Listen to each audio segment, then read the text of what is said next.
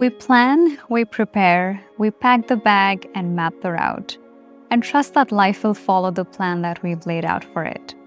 But what happens when life pulls over on a highway and says no? It's happening right here and right now.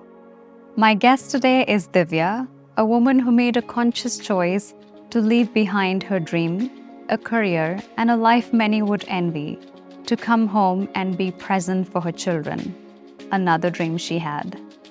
A woman who already knew something about choosing the unplanned path. One day on a highway, her body made the most unplanned choice of all. Divya delivered her baby in a car. No hospital, no doctors, no birth plan. Just her body, and the kind of surrender most of us will never be asked to make. This is a pivot story in the most literal sense. Divya, welcome, and I'm so glad to have you on the show. Thank you, Sanjana, for having me on your insightful podcast. I've been listening, and it's been nothing but wonderful. So, thank you for having me on here.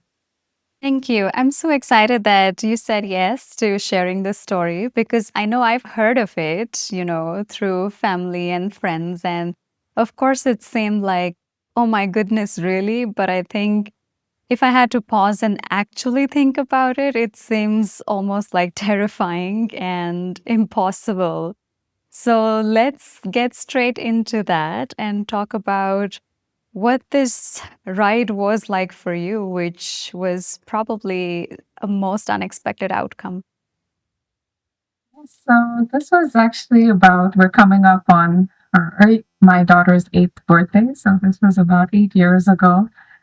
And I had to kind of go back to my journal or my emails to my daughter to get like a couple details, but it's still pretty evident uh, how like incredible the whole process was, and it's etched in my memory. I don't think this will be an event that I'll ever forget.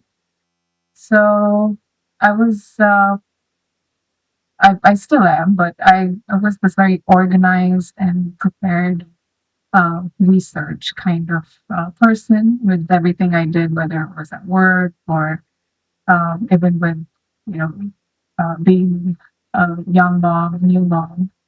I already had my toddler 10 years ago, and um, that birth, every birth is an absolute miracle. Um, and this just happened to be in a vehicle. So I kind of knew that, I kind of knew the process. We went to all the classes. We had our hospital bag ready. We had our checkups. I had signed out of work because I was starting my maternity leave. I was, ready for, to have my second child. And my mom had, um, arrived to take care of my toddler. And 4 o'clock in the morning, I was woken up with my contractions. And at that point, I opened up my app and I was recording my contractions, which I had done, earlier. And I knew that it would take some time because, the first time around, it had um, taken me about 20 hours of latent labor and about 6, 7 hours of, active labor or like when I was under the epidural. So, uh, long, I waited for my whole family to wake up. My husband made us a nice, quick breakfast. We told our neighbors that, my toddler and my mom were at home if they needed anything. I took a quick shower. We were ready to go. And the only, issue that we had was our doctor, a family doctor, was about 30 minutes away, 35 minutes. And with our traffic, sometimes it would maybe get a little bit delayed if there was an accident or so. But, we were going to get on the tollway. where you just speed through. We had our plan. And somewhere along that plan, I think with all the movement, the contractions had, sped up. And, um, you know, at this point, I was still thinking that I had, about 4 or 6 hours to meet my, baby. And once I got into the car and we started driving, there was a sudden shift in what had happened. I started losing, the pain was getting unbearable between the contractions. And at that point, it had just slowed down and I started forgetting everything around me. I forgot that, I forgot where I was. I forgot the area that I was. I forgot how far the hospital was. I was holding on to my husband's shoulder, and I had let go of my, seat belt.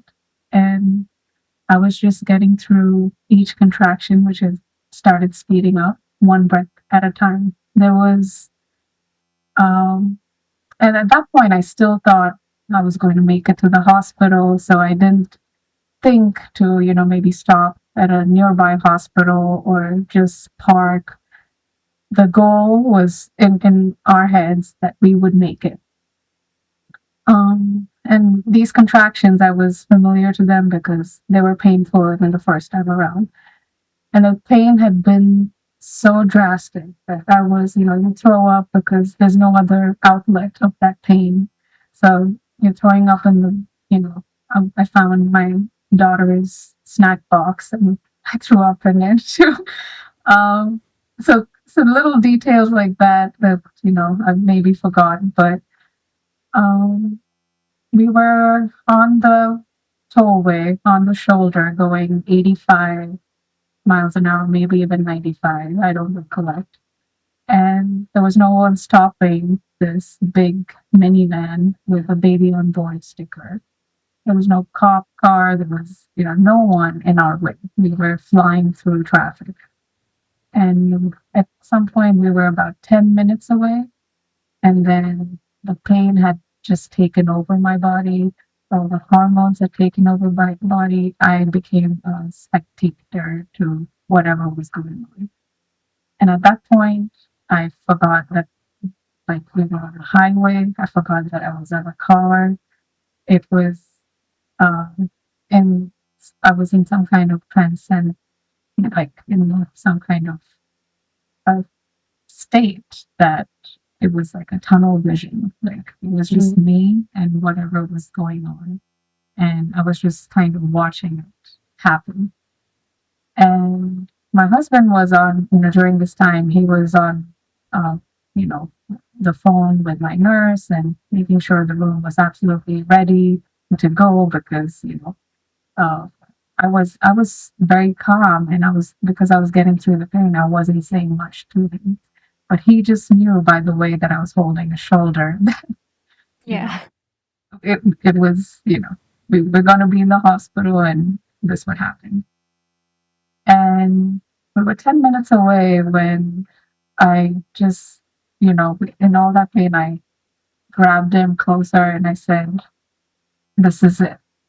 And I gave in to the pain and I surrendered. And there was no other way to go. There was no controlling my body, holding it in.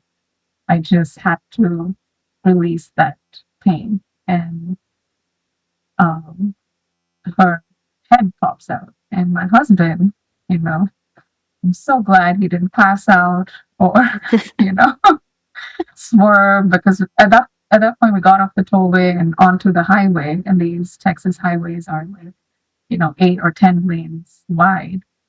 He somehow got us on the shoulder, and at that point our nurse told us to hang up and call 911 or emergency service. And that's exactly what he did. And, within the next push, she had completely gotten out. And the only thing I remember when she came out was the pain had just vanished. And Wow. and then when she, was on my towel on my seat, I picked her up and this was her arrival into the world. There was nothing that mattered, and I didn't even realize if something would have, could have gone wrong, or this was, meant to be the way. Like everything felt absolutely perfect when she came out, and I didn't even for a second think, oh, she wasn't crying, or, I'm not getting a response. I just knew that this was, you know, how it was meant to be. So it was just this relentless faith that everything had gone right. Wow. Wow. It's almost like playing in my mind like a movie as you're narrating that story. It's interesting that you say that everything vanished and, it was just almost like tunnel vision, or maybe even like being in a trance and not really knowing what's going on. And it's interesting because I think most times when we are in a difficult situation, like, fight, flight, or freeze, I think our bodies just naturally tend to go into one of these. But you couldn't go into either of those responses and you just had to essentially go with the flow. So I think there was a lot of pushing past everything that you normally know and do, and just, like you said, complete surrender. But it's so amazing that, you felt that sense of calm and peace at the end of it all. And now that you think of it, does it scare you in hindsight in terms of, My God, absolutely, because it's it's called a birth before arrival, and just watching movies, you think that this was something that happened or this was normal, or common. And when I rolled into the hospital after to actually meet my doctor, um, they, I, I was holding my baby, and you still have to deliver your placenta and get the baby checked out. And when she asked me how, what happened, uh, she said, "You did what?" Because it was so bizarre to them as well that I was smiling and I was rolling into the hospital. Like I have all these new, like a gush of like hormones, the happy hormones, and yeah, I was just rolling in and probably a little bit delirious at that point. But uh, then they told me that it was, 0.005% that, actually has a birth before arrival. Now there are home wow. births, there are births in the parking lot, but they're in some way assisted by a doula or a midwife or a doctor. Here it was just, she was ready when she had to show up, and she showed up in this way. So Yeah, she certainly had her mind made up. Well, you did mention that you always planned, like you've been a planner, very organized and wanting everything to be a certain way. Has this experience changed your pattern or your approach to life? Do you continue to essentially remain a planner, or has there been a shift after this experience? I've definitely shifted. I think just in general, um, being alone, you have to be a little bit more flexible for, um, you know, unexpected circumstances. You have to let go of, um, being so rigid or, um, planned out. And that's okay. There's a lot of, joy in that as well. But in this case, there was, I understand there's a lot of possibilities in a day. Um, um, due to the complications, the, um, different scenarios that could happen. It was just, there was just some faith that, you know, I had a lot of guilt after about if I did the right thing, if I could have done something different, even with my husband, we were going through all the steps of what we could have done. But this was just, her story, and this is how she came. with her energy into the world. And to this day, it actually reflects even on her personality. She's this ball of energy. She keeps us on our toes, and she just fills your heart with love. And well, it's exactly like how she entered the world. So, Yeah, it so definitely comes while across that way. I mean, having met her, I know exactly what you mean.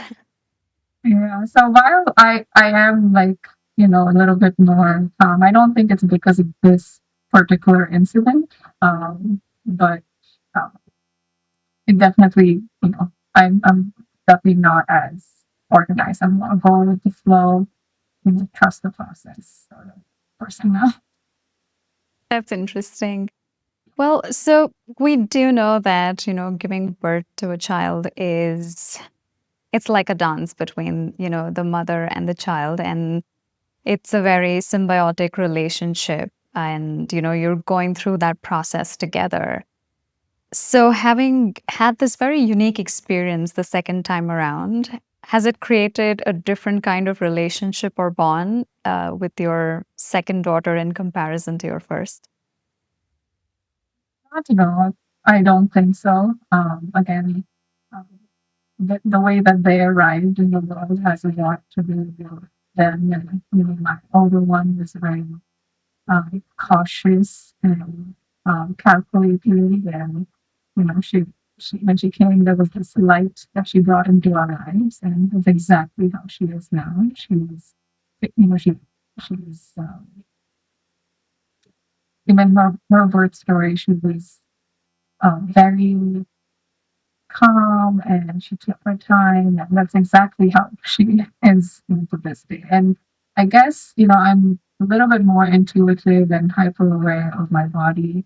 So even after I gave birth, I went into a deep dive into how you know people gave birth 100 years ago when they were in hospitals. I was trying to make sense of what had happened, because you could see it going in so many different ways.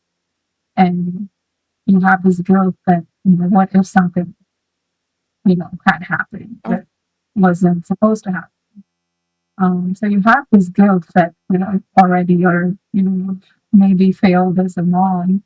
But, the more I went back into research, I realized that everything my body did, I didn't even need an epidural. My recovery, everything is just seamless. And it was almost like this was the way it was meant to be. We're not supposed to give birth lying on our backs. That is, mostly for hospitals to cover, their side of insurance that everyone's put on their back. But everything that had happened was perfect.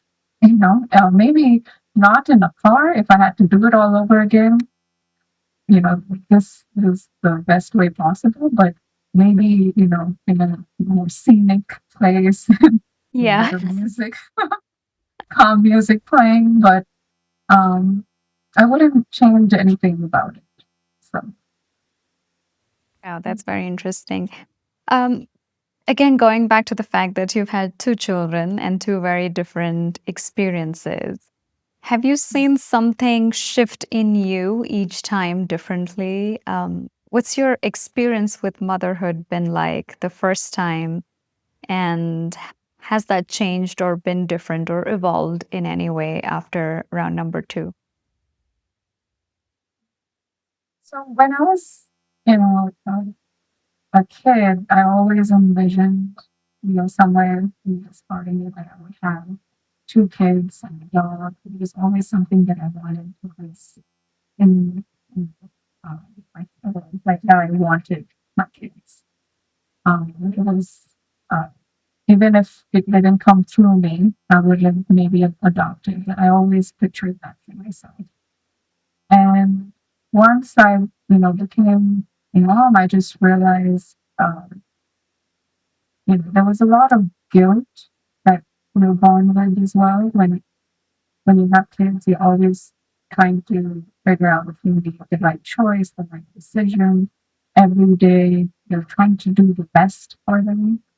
I don't think it changed from my first to second. I think my workload changed and I was sleepless and, I was more deprived of my time, but I don't think anything changed between my first and second.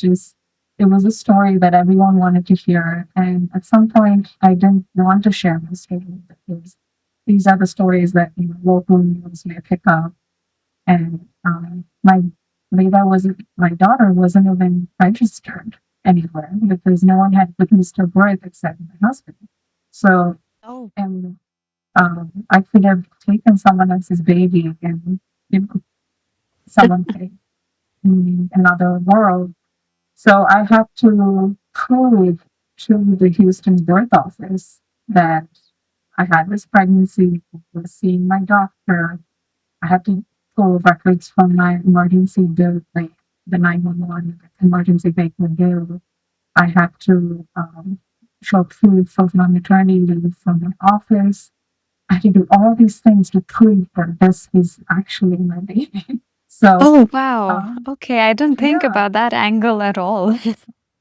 yeah. So I didn't want to share my story. So I was kind of, I was scared that someone would come and take her because it took about a month and a half to actually get her birth certificate.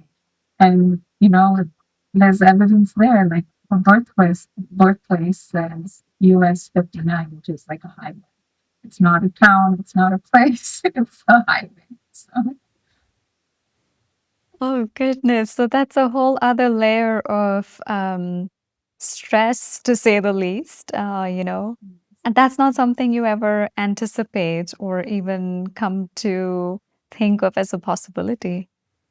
not at all. Yeah. So I learned a lot. And the thing about, again, parenthood is you think you're prepared, you think you've read all the books and you've listened to all the podcasts and you've done your research, but there's always another, path or a curveball.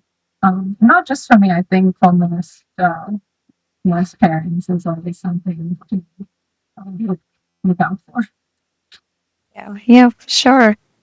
Well, let's take a little peek into the past and think back to the time when, you were a child. I think we all maybe had ideas of how we wanted our parents to be. And I think as teenagers or, young adults, we also go through, oh, I'm never going to do this, or, I definitely don't want to be, this particular version of my mom or my dad. So, thinking back to those aspects, what have you done differently? Is there a conscious choice that you've made to evolve your parenting style and bring something different to the table? Yes, absolutely. I mean, I think you become the man that you wanted to have. Um, and I, when I had my kids, I was still working for about 2 to 3 years. And, I was trying to juggle everything and really an immigrant to this country. So, uh, you don't have the support systems or the community like doesn't like really work in your favor. Like you have to be we're not the majority here, so it's not like we have access to everything. Even if we do, it's far away.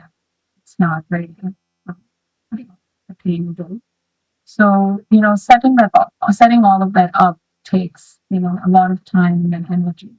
And while you're trying to balance work with, having these little tiny like, teeny babies, um, you want to, there was something in me that wanted to be there for them because I was able to hire people to take care of them. But at some point I was getting envious of my babies. And I was like, what is happening? These are, my babies. Why am I in this predicament?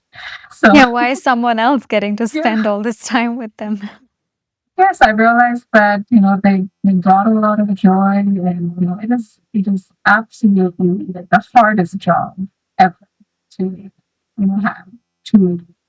maybe so close in age together. But this was our choice, and this was our absolute responsibility to protect and nurture them. And once I figured out my why, it all fell into place. I wanted to even be present for them. And also, the thing with work sometimes is it can be so draining with your energy. You have to show up, and clock out, and it almost feels like this. You, you have to, there's a transfer of energy in some sort. And when you come home, there was, very little of that left for my kids. And I want to use the best energy of mine. So I think, uh, I think just going through the motions and trying everything out, I realized that, I listened to what felt right. Yeah. I'm sure that must have been a decision that had some mixed feelings because, I mean, I think that's what a lot of people aspire to do, right? Go to the US, study, get a job and make a career. And choosing consciously to park that aside for a bit to be able to be with your children, it's not an easy decision. So, did you ever second guess yourself and think about, what did I do or was it the right choice? Yes, absolutely. Like, you're always, and this time and age, especially, there's this invisible labor that nobody knows.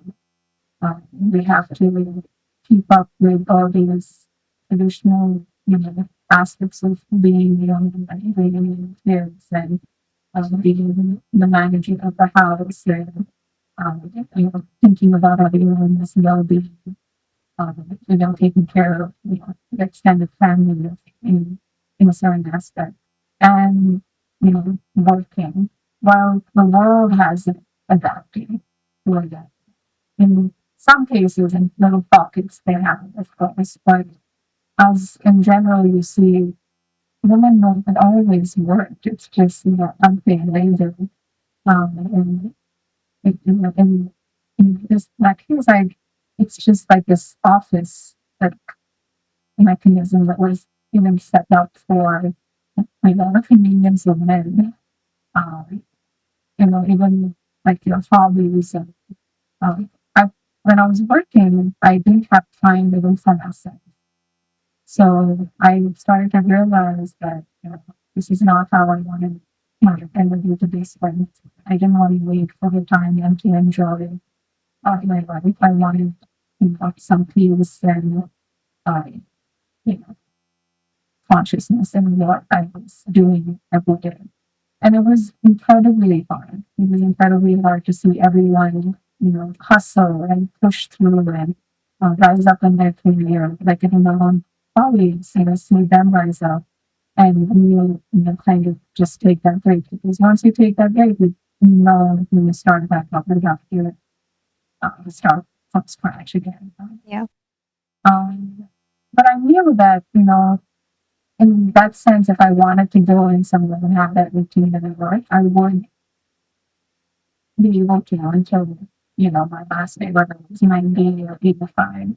As long as, you have that mindset, you are able to go out and do it. And I do admire people like that as well. It's just for me, this is what makes sense. This is what makes sense for my family. And I think that choice itself is a privilege, right? To have that choice of you know, um, having having to stay back, not having to support like entire army of people. So I made the conscious choice, and yeah, it comes with compromise and all of that, but it's absolutely worth it when you're willing, go back all the way to those decisions. Yeah. That's interesting because we live in a world today where I think success is measured by these big outcomes or titles, positions, money. And I think somehow along the way, of course, as women in general, I think we've strived to come to this point where we have the ability to go out and do all of these things and compete in a world. I wouldn't say that's completely equal. I think equity is something that we are still struggling with, but we definitely have a lot more opportunity than people ever did in the past. So I think there's also this invisible pressure of, when I have the opportunity, I should make the most of it. And sort of guilt or feeling like you're missing out if you're not doing that. So when you made this choice for yourself, and like you said, it is definitely a privilege to be able to even do that because I think a lot of people, don't have that ability and are trying to make ends meet and, whatnot. How do you think the society around you or people around you responded to it? Did you get a lot of support or did you get more questions and, negative comments? Well, I was never one to give in to noise outside. But Mhm. yeah, we definitely get a range of everything. You have people who are telling you, I wish, I could have done what you did. I wish I spent time because kids because they were young for such a short time and you get to know them as people for their entire life, but they're only this young for such a little time and they won't even remember that you were home with them, but just how it guides their nervous system. I can even I still listen to parenting podcasts and it just reinforces every decision that I make. And I was even at that point when I didn't know if it was the right step, I somehow trusted myself. And it's always, maybe it's just my belief system that I was finding the truth and how it was raising my kids. But this is how I want, it's to grow up. And, um, and I even if they remember it, appreciate it. It's just it felt like this was what I had to do. And everyone is different and everyone has different circumstances. But I wish every woman had the choice to do what she wanted to do, whether she, wants to leave her baby in daycare or go back to work or whether she wants to give up her baby, but whatever the choice is, it is a hard.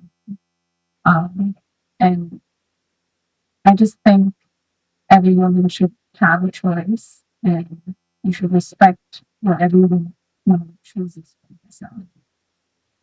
Maybe I did not have the complete support, but I have this my army of my aunts and yeah, whether it was my family or I surrounded myself with friends who left even more lucrative careers in the medical field. And, one of them was a doctor, one of them was a pharmacist. And it's like, you're actually like maybe saving lives and, you're choosing to stay home. But, there's so many different types of people in situations. And I think just having that choice is, you know, most important. Yeah. Well, more power to you for just being able to stand strong in, your conviction and drown out the noise, which I think can sometimes be quite loud, even when we don't like it. And I love that thought process around choice. I think for me, feminism also comes down to just that choice and being able to do whatever feels 100%, right to you personally without having um, to succumb to labels or expectations. And yes, I think it is still aspirational. I think there are a lot of us who are, fortunate enough to be able to actually make that choice and execute it. But I do hope we collectively, as humanity, come to that point where every person, every woman especially, is able to have the flexibility to make whatever choice suits her. So, yeah, thank you for that reminder. Um, well, I'd like to ask about resilience. I think a lot of, life situations teach us something about resilience and teach us something about our own self. So, through this process of motherhood and also having this very unique experience of becoming a mother, what have you learned about yourself? Has there been a self discovery for you along the journey? Yeah, I mean, I think I was about 8 years ago. I still think I was a bit naive to what life has one for, and as life will, you experience it, there's ups, there's downs. It's all about how you uh, how you navigate it and you learn. And it's almost like the world will really come to teach you something, and unless you figure out how to move through it consciously, the cycle keeps repeating. So I think you have to start trusting what is unfolding and trusting the process. I think to live in your truth, to not shut things away. I can also believe in making your mind the best place to be in the place. The longest relationship you have with anyone is yourself. So I think, being kind to yourself, good to yourself is very important because it reflects in how you show up for others around you outside. Um, so I just think, there is a journey that everyone has to go through. And you can start to kind of tell who has been through that journey and who hasn't yet. And maybe I was a little bit fortunate to kind of go through the journey earlier. But yeah, it opens up, you know, uh, life will remember. It's it's a miracle that we're all here. It took so many, we have millions of years for us to be where we are. And if we can get through anything, there's just this, uh, you know, incredible, future ahead of us, and however bleak people make it sound currently. I just think enjoying everything as it comes, trusting the process again, and going through it is the only way we can move forward. So, I mean, if you think about it, what is the purpose of it, right? It's just to live it, it's just to enjoy it, and just to, you know, go through it one step at a time. That's really well said. Well, Divya, you did mention a while ago that, this job of being a mother is probably the hardest of all. And I'm sure it comes with its own unique demands every single day. So, as you navigate this experience, how do you keep the light on for yourself? So, what does self care look like for you? How do you continue to show up for yourself so you can continue to show up in the best possible way for your children? So one thing I've always, learned is I've always observed the world around me. I've learned a lot to, I've been fortunate enough to be around some incredible families and friends. I think um, I've learned a lot from them and, kind of, sorry, I lost track.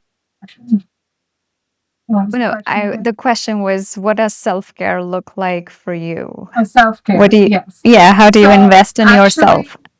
yeah. So once I gave way to this karma, slower life, and of being present, of being more regulated. I realized that being alone is a really hard job and it's draining on your physical self. So you set up regular breaks for yourself throughout the week, whether it's for yoga or whether it's for a walk with your friend, whether it's a book club. I really started playing with my job, which is another big, um, you know, chunk of my nights these days. It's all like I think you you do realize that you have to put yourself forward. You have to not be a passive to actually even be there for your kids. But what I found is that being an immigrant and not having all the support systems of just even getting a couple hours of break was you know it was very evident that it was impacting mental health and whatnot. So you just make time for yourself, and I think when you're working, you don't even get to enjoy that time because you're so tired and you're so drained. So that's another reason I think people start to realize that much later once things start breaking down. You have all the money and you don't know how to spend it. So you start to think about what you have to do. And I've also the other thing I'm really grateful for is I've had family members and aunts in this country who done it the harder way without absolutely any support, any connection, and just seeing them navigate you know their way through motherhood and raising kids in these different countries.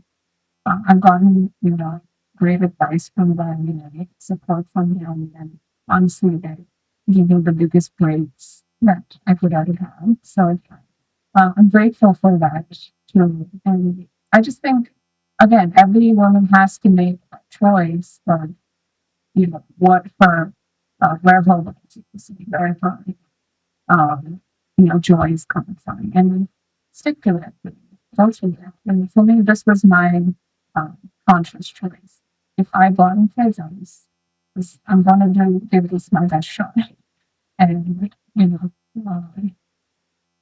it's parenting is hard for people who um, are trying to parent their kids. I think it's always easy to have your kids and just you know, give them up to someone or give them off to a device or other avenues. But it is hard for those who are trying. And I'm around again. I'm fortunate to be around like-minded people who also recognize that choice. It's great that you have that sense of community around you. Well, I'd like to close by asking you one question, which has two parts. So, if there is one aspect from your childhood that you would like to bring back and continue forward to the next generation, what would that be? And if there's one thing that you absolutely would like to not do or take away or stop, what would that be like? So the one thing I think I would um, bring back is being having your childhood without navigating through this world of devices and technology that we're thrown into. It Mhm. almost feels um, like otherworldly. Like I think we were maybe a generation that saw devices and all these devices show up into our homes and into our hands and maybe even a part of our bodies. But um, I think our childhood was mostly spared from all these, you know, and maybe research and time will tell if how harmful they are. But I wish that's one aspect that, I could cut out in women. But one thing that, I'm still happy to see is like, the, just free play, um, like kids playing outside. I do make sure my kids get a lot of that every day. I thought it had a lot to do with just their the first, 5 years of their life. But I realized that it, nature is the best healer for them. Anytime they're cranky or upset, it's, hanging off the tree doesn't miracles for them. And just playing outside and being out um, and I'm able to give my kids that, and I wish for more kids in this generation to just be out too. It does a lot for it does a lot for the kids. So I'm again very grateful that I was able to live in a place where they can run out anytime they can and play. Um, but yeah, that would be That's really nice perspective. Thank you. Well, Divya, this is a great chat. And, clearly it's come across that you've navigated at least two very significant pivots in your life, if not more. One that was planned and one that was completely unplanned. But I think it's been a great reminder that, you know, we don't always get to choose the path. We might not always get to choose what is laid out for us, but we definitely can take a moment to pause and decide how we want to navigate that path. And that's choice and control that we most certainly have. So, thank you for this conversation that served as a really great reminder to just keep doing that. Thank you, Sanjana, for giving me this opportunity to kind of document this story as well. I really appreciate everything that you're doing and incredible people that you're willing to share and be a part of the podcast. So, congratulations and thank you again. Thank you, Divya. Yeah, and also thank you for trusting me to, come on this platform and share your story. Well, for those of you who are listening, I hope you've enjoyed this conversation as much as I did. And I know it's going to stay with me for a while because the most important, takeaway that's coming out of this for me is just the power of choice and the ability to just take a step back and think about what truly matters. Until next time, keep thinking inwardly. See you next time.